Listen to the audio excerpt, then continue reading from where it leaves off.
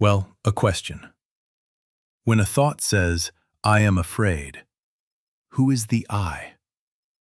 When a whisper in the mind announces, I am unworthy, who takes the name I? Is it the thought, or is it something prior to the thought that hears it? When I say I, how are you going to localize that? Now where am I? Am I in the head? Am I in the chest? In the nerves?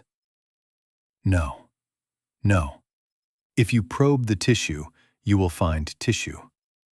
Probe the brain, and you will find brain.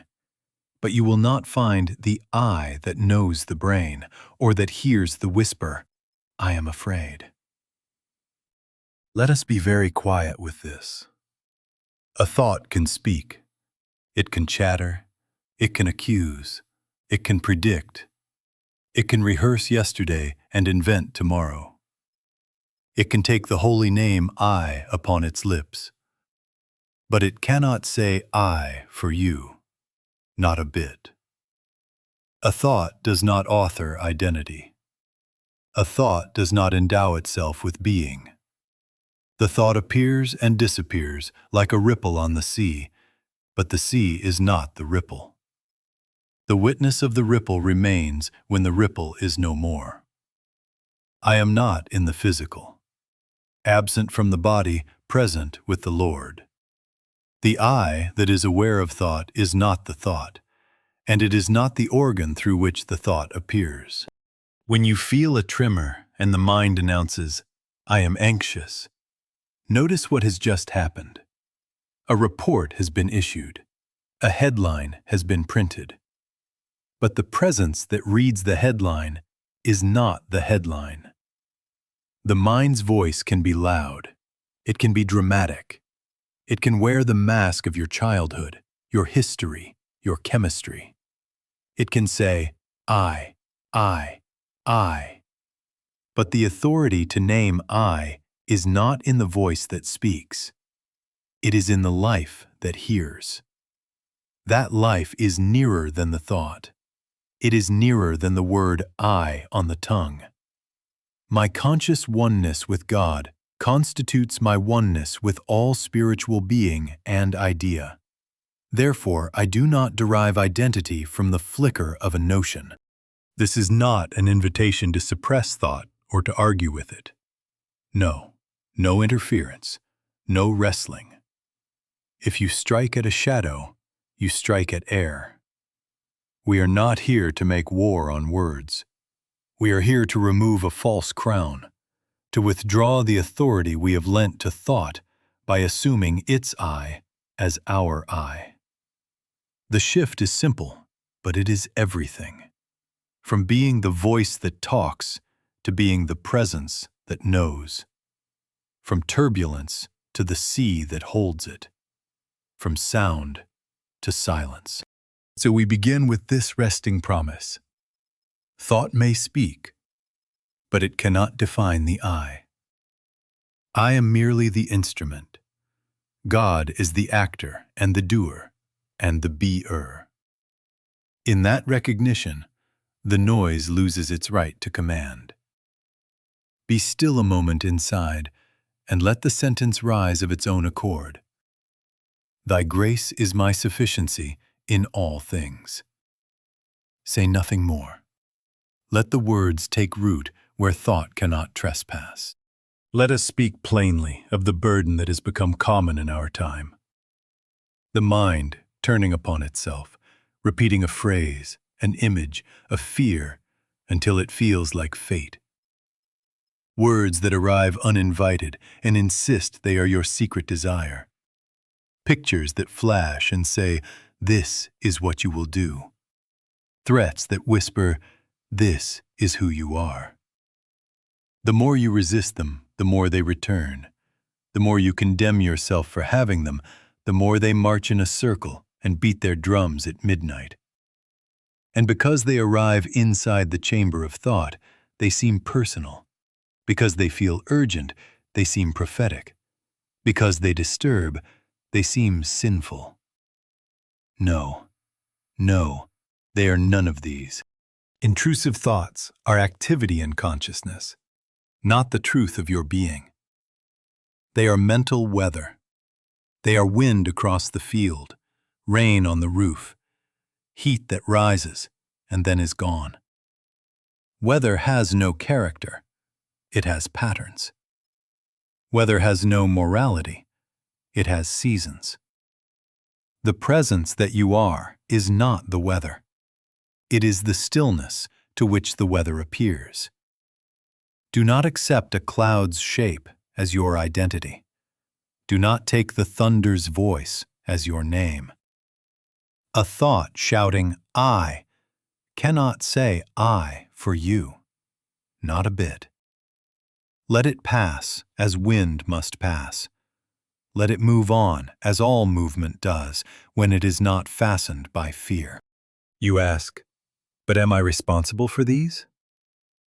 You are responsible only for what you consent to, for what you worship with attention, for what you enact by identification and deed. Birds fly over every garden.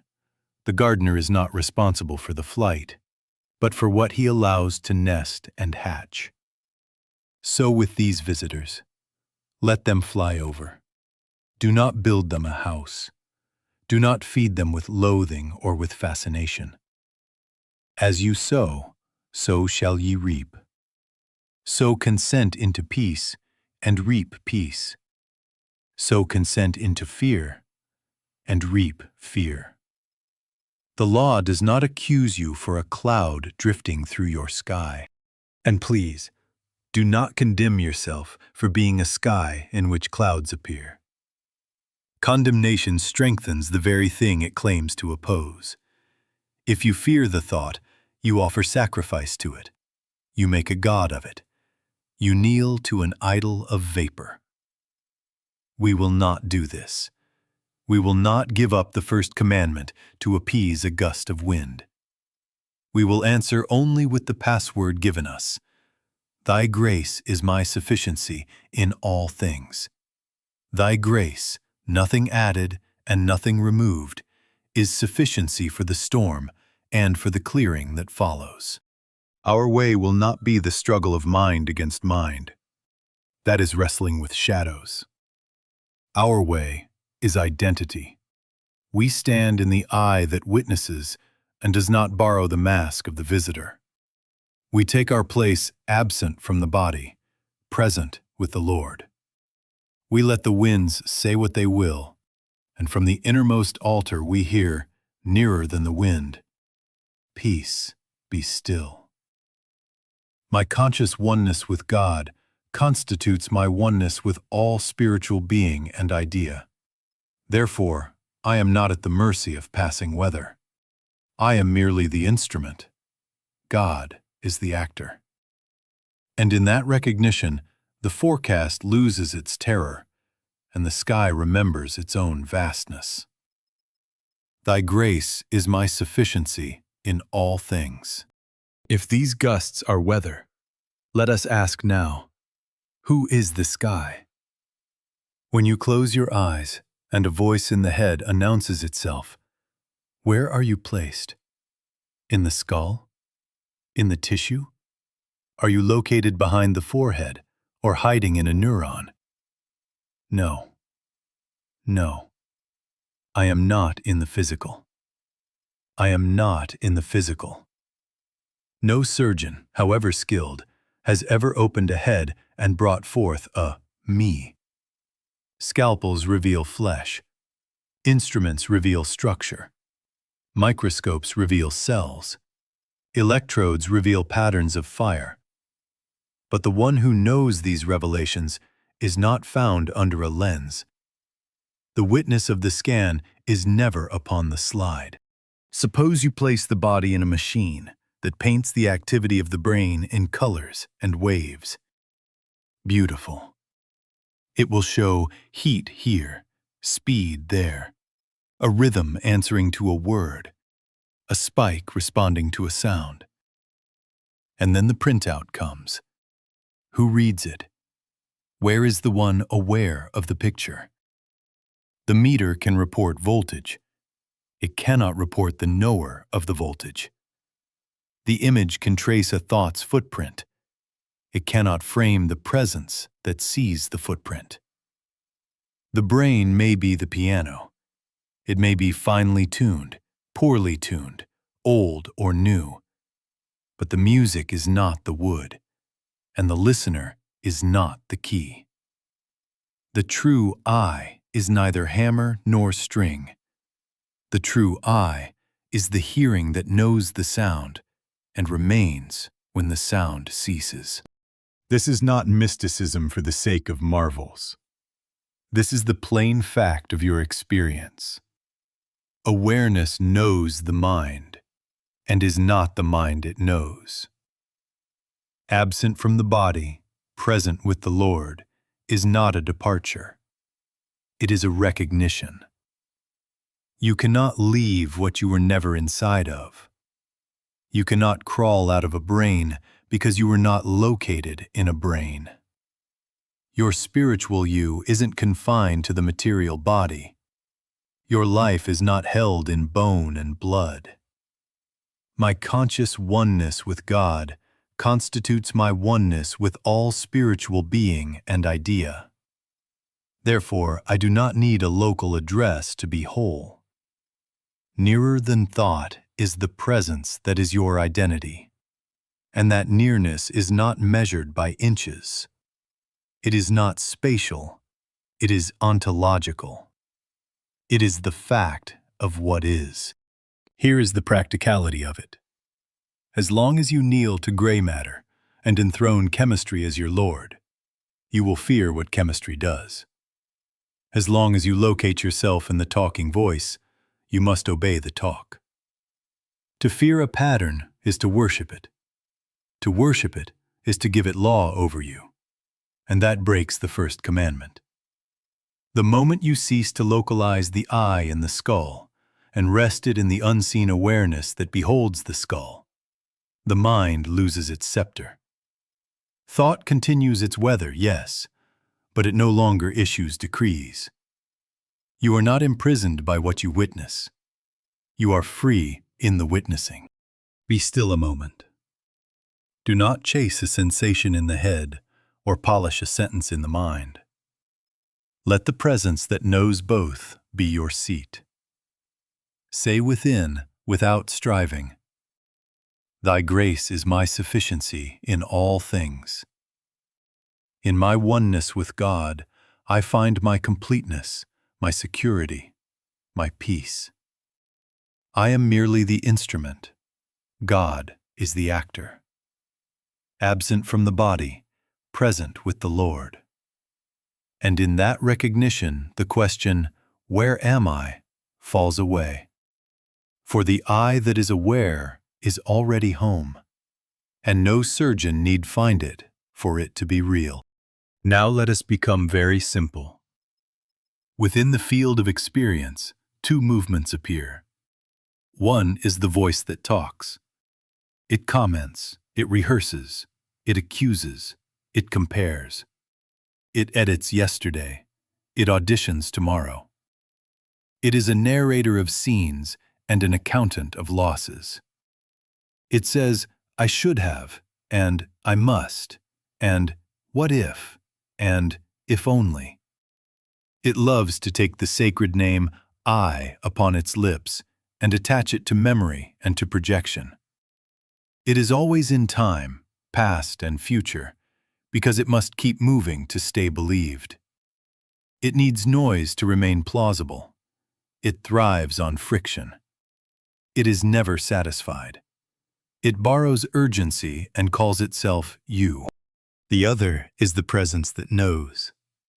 It does not argue. It does not rehearse. It does not compare. It is immediate. It is quiet without strain. It is awareness itself, the unmoved witness of the mover, the silence in which the sentence is heard, the still sea beneath the weather. It requires no story to be itself. It is not in time. Time passes in it. Nearer than the thought that announces itself is the knowing of that announcement. Nearer than the word is the hearing of the word.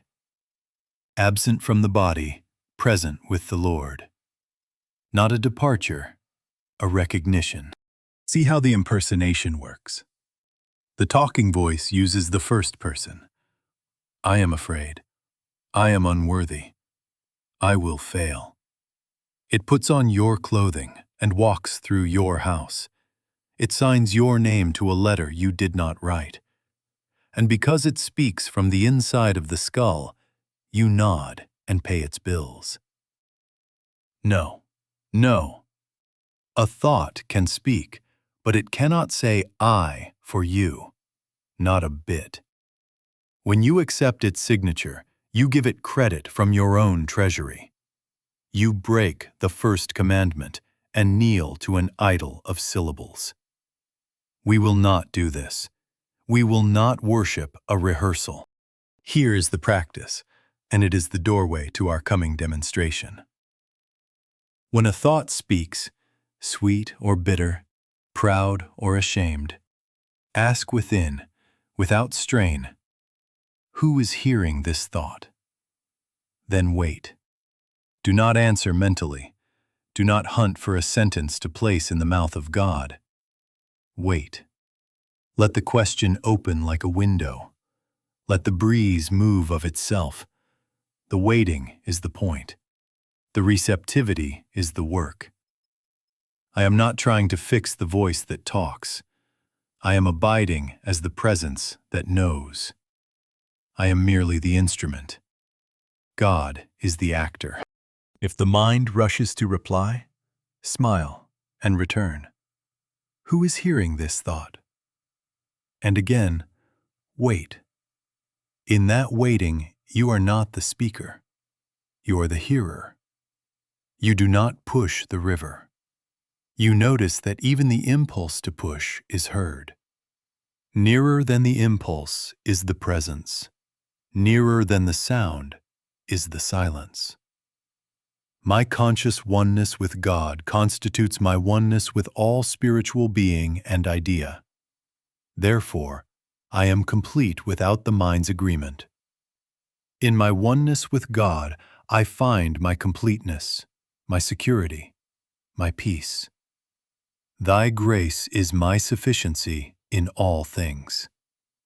We will abide here, and in due course, without strain, without promise extracted, the click will come, and thought will know its rightful place. Now we must treat with law, not sentiment. With the first commandment in the inner temple, thou shalt have no other gods but one. Translate that into practice, and you will see its severity and its mercy. It says, do not enthrone fear. Do not crown memory. Do not anoint prediction. Do not bend the knee to a sound in the head. To fear a thought is to make a god of it. To rehearse a worry as if it could decree your life is to offer incense before an idol of syllables. No, no. Spiritual law demands one power only. If you grant a second, you have violated the altar and called it prudence. Understand why I speak of law. This is not punishment. It is principle. Whatever you accept as power becomes your master. That is the double-edged sword. Don't tamper with a cosmic law. It cuts both ways. In mathematics, 2 times 2 is 4. If you insist on 5 and build a ledger or a bridge on that insistence, the principle does not grow angry. It simply returns your sum. Collapse. In engineering, if you scorn the foundation and load the beam beyond its bearing, the beam does not revenge itself. It yields to law and you receive the consequence.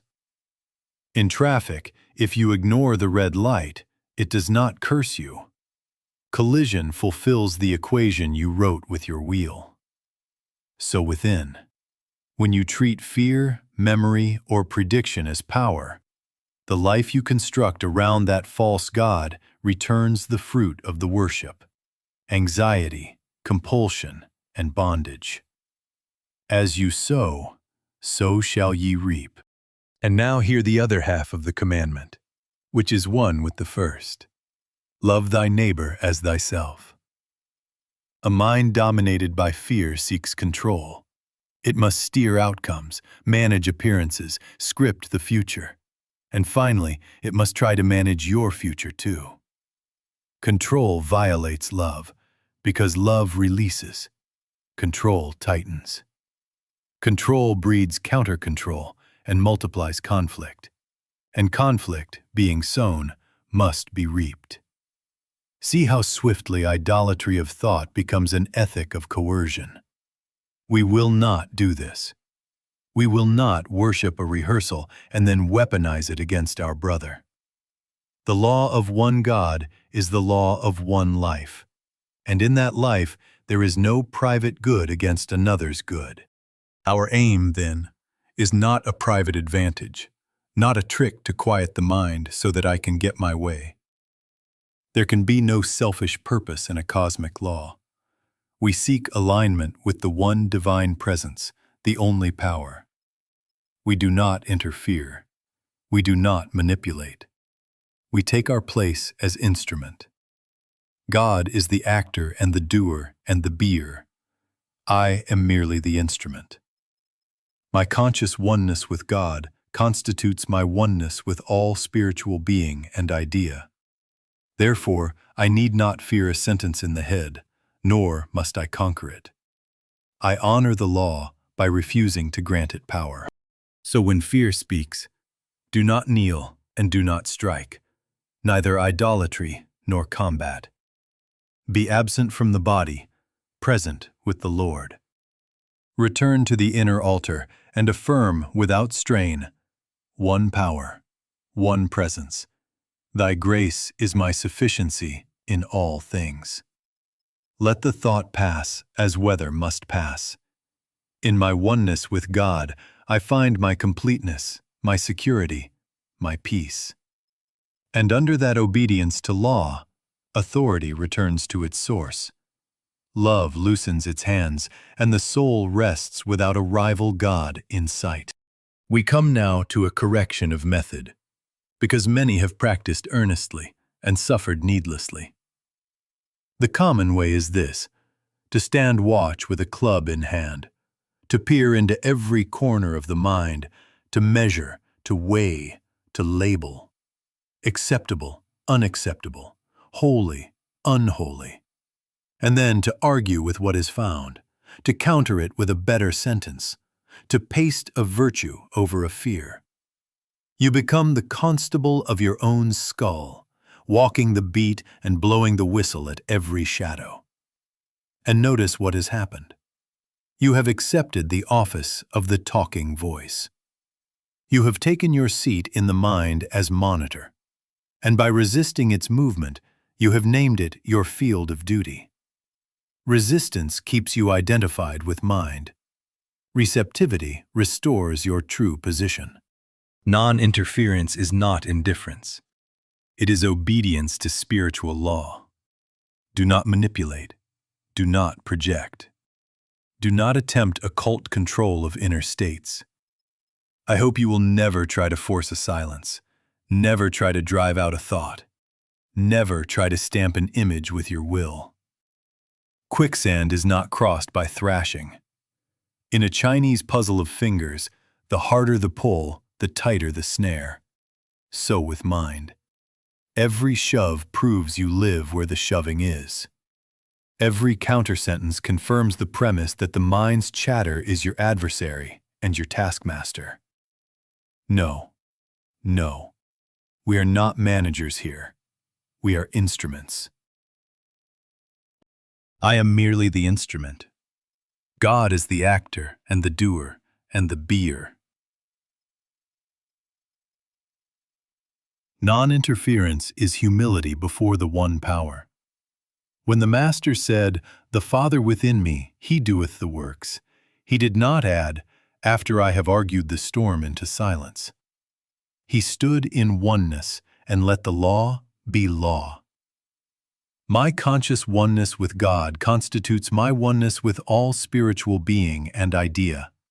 Therefore, I need not fix weather in order to be the sky. I need not police sentences in order to be presence. The law of one does not ask me to conquer a second power. It asks me to refuse to invent one. What, then, is the pivot?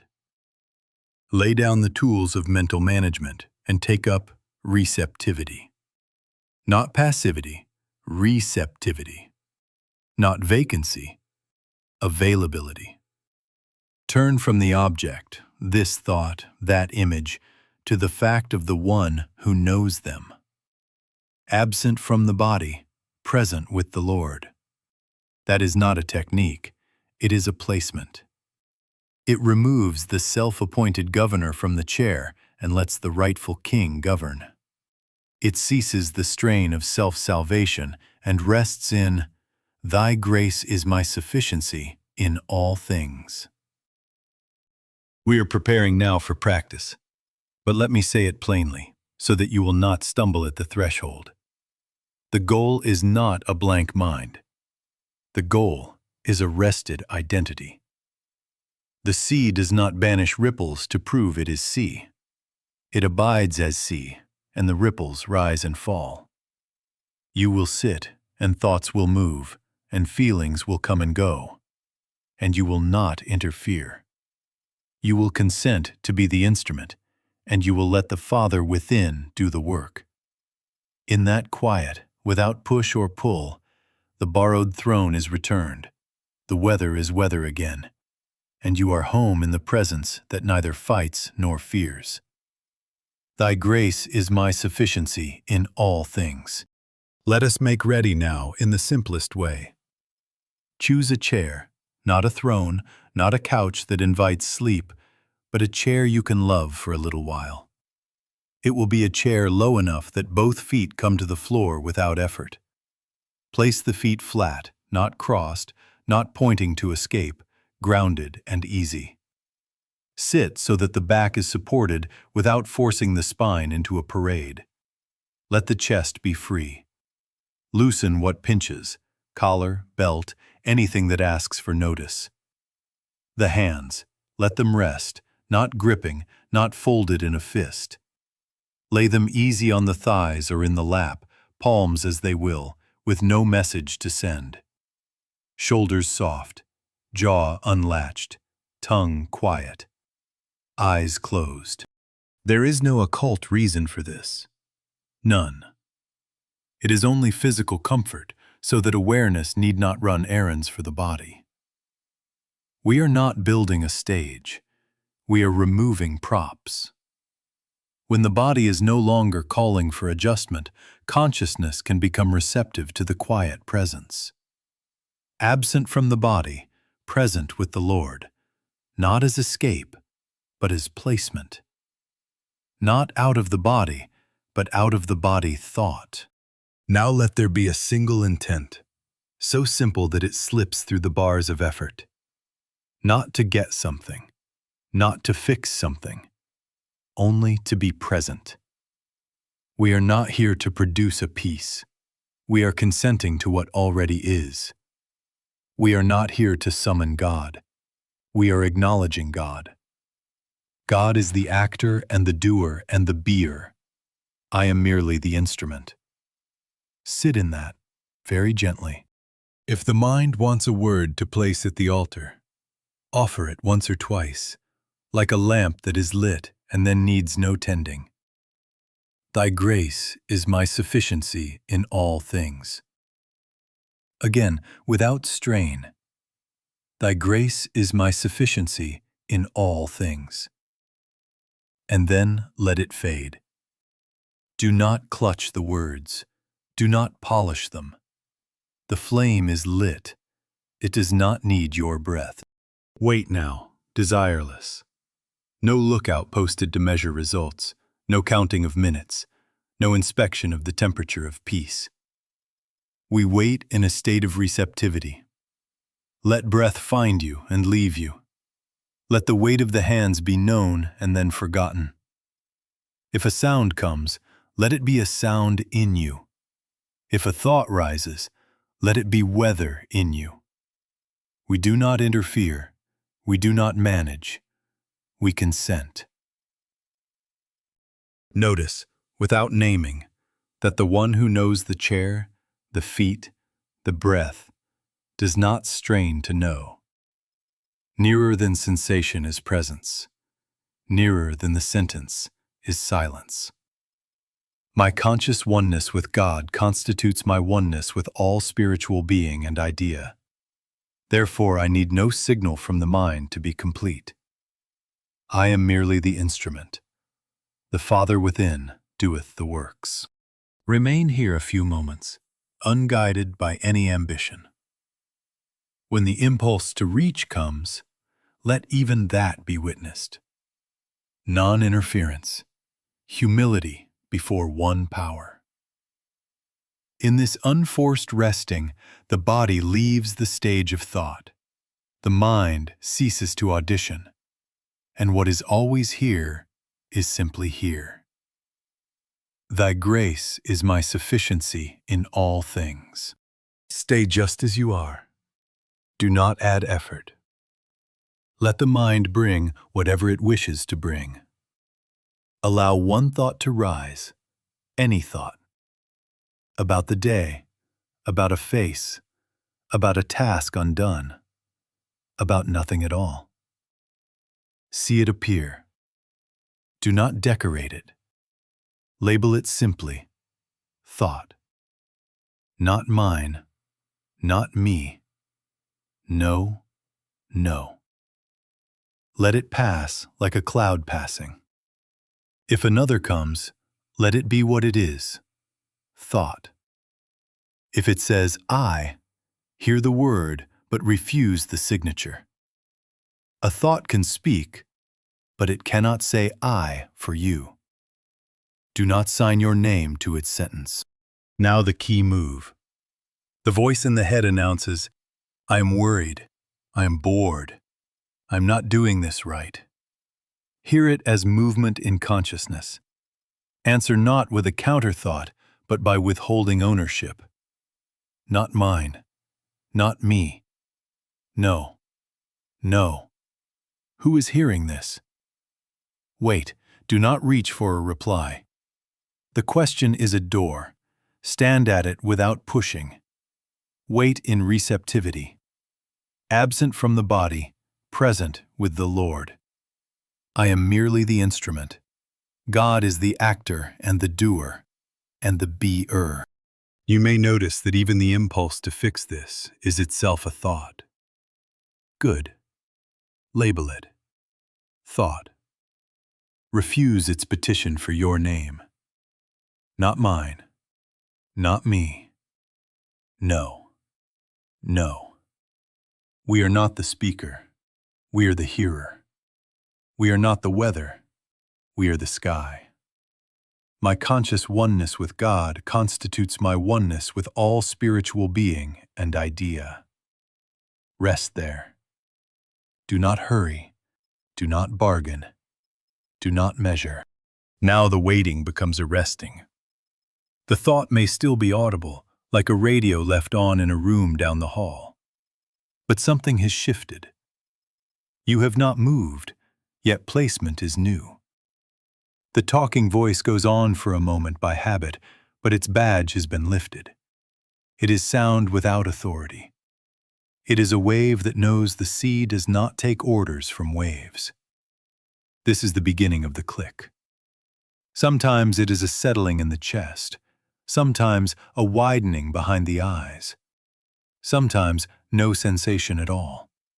Only the sudden obviousness that you are not the voice that talks. The presence is nearer than the sentence. The witness is untouched. The throne is reclaimed.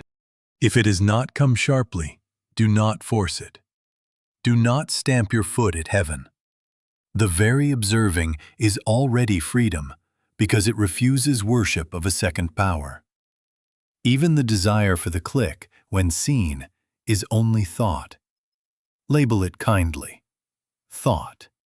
Not mine, not me, no, no. And wait again, desireless. Thy grace is my sufficiency in all things. Whisper it once, and let it go. Thy grace is my sufficiency in all things. Notice, as you remain, how ease begins to replace control. The breath is not managed, it arrives. The body is not posed, it rests. The mind is not conquered, it is witnessed. In this quiet, authority returns to one. You are absent from the body thought, present with the Lord. In my oneness with God, I find my completeness, my security, my peace. The click may be a whisper, but its effect is royal. Thought loses its throne, and presence stands without rival. Stay a moment longer, not holding, not handling, simply consenting. God is the actor. I am merely the instrument. And the weather, finding no worship here, moves on. And now, after the quiet, the mind may shout again. Do not be astonished. Weather returns to the sky. Echoes return in a canyon. Habit knocks where it has always knocked. That is its way, not your failure. Do not take up the drum and march with it. Do not write a biography around a lapse in noticing. No, no. A thought has renewed its petition for your name. That is all. You have not fallen out of presence. You have merely forgotten to notice presence. The sea has not ceased to be the sea because a whitecap rose. The sky has not resigned because a storm spoke. You remain what you are, and the voice that talks remains weather. Sound without authority unless you grant it a throne. So we do what we have learned to do. We return. Gently, without violence, without court-martial. We return as often as needed, which may be often. The method is not struggle. The method is placement. Withdraw ownership. Let the sentence be a sentence and ask very softly, who is hearing this thought? Then wait. No answering in kind. No better thought to drown a loud one. Wait until the nearness of presence is felt again, or simply known without feeling. If a word is wanted for the door, speak it once, twice, and let it open of itself. Thy grace is my sufficiency in all things. Absent from the body, present with the Lord. I am merely the instrument. God is the actor and the doer and the beer. My conscious oneness with God constitutes my oneness with all spiritual being and idea. And if in a breath you are tugged out again, return again. Freedom is not never being distracted. Freedom is returning without condemnation. Now hear this, mercy, and practice it. You have as much right to forgive yourself as to forgive your neighbor. 70 times 7. Withhold it from no one, least of all from the one through whom you must live. Self-condemnation is a second idol in the temple, a judge set up beside God. It breaks the first commandment as surely as fear does. As you sow, so shall ye reap. If you sow scorn toward yourself, you reap friction. If you sow release, you reap release. Put down the gavel. Refuse the office of accuser. Say simply, Father, I return. And return. Each return is an obedience to law, not a repair of a mistake. Each return says, one power, one presence. Thy grace is my sufficiency in all things. Beware also the subtle pride of spiritual performance. The wish to have a perfect mind is still mind worship. It is polishing an idol and calling it holiness. No, no. Thou shalt have no other gods but one. Our sufficiency is not a silent skull. Our sufficiency is God. The click, when it comes, is grace, and when it does not come, grace is not absent. Results do not certify you. God is the actor. I am merely the instrument. Do not keep a ledger of minutes quiet and minutes loud. Do not manage appearances even to yourself. Rest the weight of identity where it belongs, and let the wind do what wind does. So when the shout comes, and it will, do not kneel and do not strike. Return. Softly, immediately, as naturally as a compass turns to north after a bump. One power, one presence, absent from the body, present with the Lord. In my oneness with God, I find my completeness, my security, my peace. Thy grace is my sufficiency in all things. 70 times 7, until the returning is as effortless as breathing, and the mind learns by lack of worship that it is not your God, and never was. Now the question that always comes.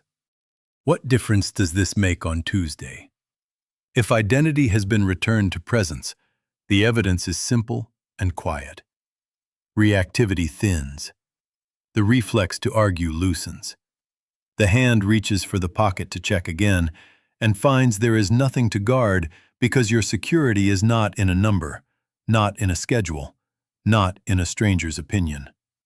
The eyes do not scan the horizon for threats to control because governance is not located out there. You will notice fewer double checks of doors that were already locked, fewer rehearsals of conversations that will never be had, fewer edits of yourself before faces that have never judged you. The calendar remains, the tasks remain, but the tyranny is gone. Action continues, yes, but the clutch is released. Movement is not compulsion. This is not a technique. It is the fruit of a placement. When the throne is no longer loaned to thought, thought ceases to draft you into its patrol. And love. How shall we speak of it except to say that it ceases to bargain? When I want nothing you have, and you want nothing I have, conflict dissolves at its root. There is no private store to defend because sufficiency is not stored. My conscious oneness with God constitutes my oneness with all spiritual being and idea. Therefore, I cannot seek your loss for my gain. Love releases, control grips. Love trusts the law of one to distribute its own good. Control must seize and sort. Under right identification, the neighbor is not a rival unit, but a fellow member of one life. Then kindness is not a performance. It is the flow of a government that has no outside. In my oneness with God, I find my completeness, my security, my peace. Thy grace is my sufficiency in all things. Understand. Peace is not a retreat from life. No, no.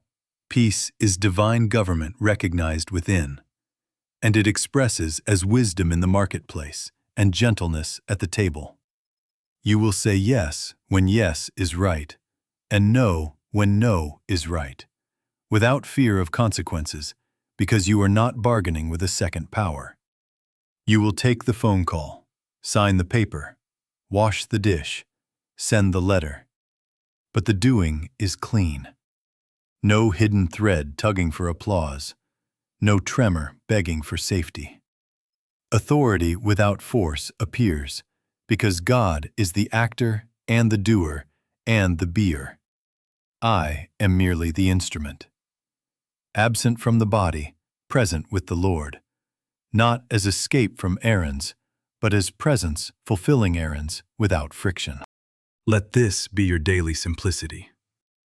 Before speaking, pause one breath and locate yourself as the witness, not the speaker. Who is hearing this impulse to speak? Wait. Let the sentence be offered from presence or not at all. Before scrolling, pause one breath and remember: one power, one presence. If the hand still moves, let it move without worship. If it rests, let it rest without pride. Before sleeping, withdraw ownership from the day's parade and whisper once, "Thy grace is my sufficiency in all things," and let the night keep watch. As you sow identification with spirit, you reap quiet authority and gentleness. This is law, not sentiment. As you sow, so shall ye reap. In time you will find that love has replaced the need to manage, that action proceeds without fear, and that peace comes not by effort, but by obedience to one. Right identification bears fruit without strain, love without grasping, action without fear, peace without effort. The tree does not grimace to bear its apple. It abides in root, and law brings forth sweetness. Abide in your root. My conscious oneness with God constitutes my oneness with all spiritual being and idea. I am merely the instrument. God is the actor. And quietly, almost unnoticed, the world around you breathes easier because you are no longer asking it to be your God. Thy grace is my sufficiency in all things.